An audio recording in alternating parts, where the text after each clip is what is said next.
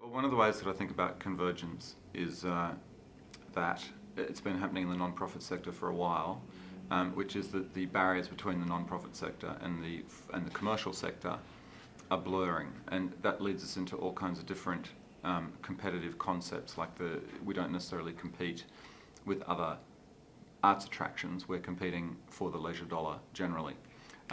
So, unlike in previous generations, we can't maintain our ivory tower non-profit position on things. We actually have to kind of get mucky, get dirty, and compete with products, services, concepts, pastimes that weren't necessarily in our competitive set some time ago. One of the things that immediately places pressure on is articulating the benefits of arts experience and arts participation. The industry has been talking a lot about experience, the extended experience, not just kind of the show, but the program, how easy it is to park. All those things do actually not only influence people's decisions about whether to buy a ticket and come and allocate their time towards coming, but they also do have a real influence on the level of anticipation they bring, which is highly correlated with how much they enjoy the performance, and also the quality of their experience in reflection, which affects word of mouth and it affects whether or not they had a positive experience and will come again. So, benefits not features is a bit of a marketing term that's been around for a while, and I think one of the things that we really need to kind of take a really clear view on is, in my opinion, concepts that the industry holds really, really dear, and for good reason, are things like excellence, the fact that it's live, the fact that there is a long tradition and heritage. Now, that's important to us on the inside. I'm not so sure it's important to customers. I think if you're going to borrow that marketing terminology of benefit and value, features and benefits. The benefits provided to the audience are actually things like excitement, pleasure, a social experience.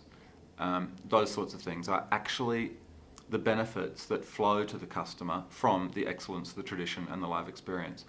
And so a lot of online activity arts companies have found very threatening because it threatens live. But I think if the benefit is actually entertainment experience, empathy with other people, they're benefits that we can deliver across a whole range of different platforms, including things like satellite broadcast or social media. Now, that's not to say that those things will replace the live experience, and I don't actually think they will. For one thing, the live experience is enduring. It survived, the gramophone, the radio. The industry has adapted to threats to live attendance in the past, and I believe it will again. And so while these threats for attention and leisure dollars seem greater than ever before, I think the opportunities are greater than before as well. I think the way we need to, the other kind of thing that comes out of the convergent environment is that content is marketing. Marketing is no longer just an ad or a brochure. Online marketing for all kinds of brands, and this is what consumers have come to expect, is a form of content in itself. So the experiences that we can put out on the internet are kind of like a trail of breadcrumbs.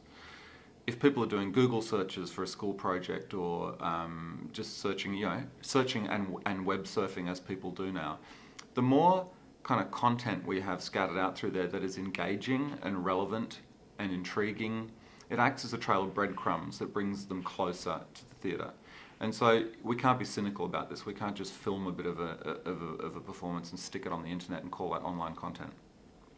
I think we have to really get artistically engaged with how do you translate our experience to a screen that big. And so that will be a creative challenge. It is creating online content, but it's not creating online content as an alternative to live attendance. It's creating online content as a complement to experience. The other thing is that if we get this right, why wouldn't we expand the participation and the eyeballs and the support for our art forms exponentially. Um, Attending the live event in a concert hall, that's 2,000 people.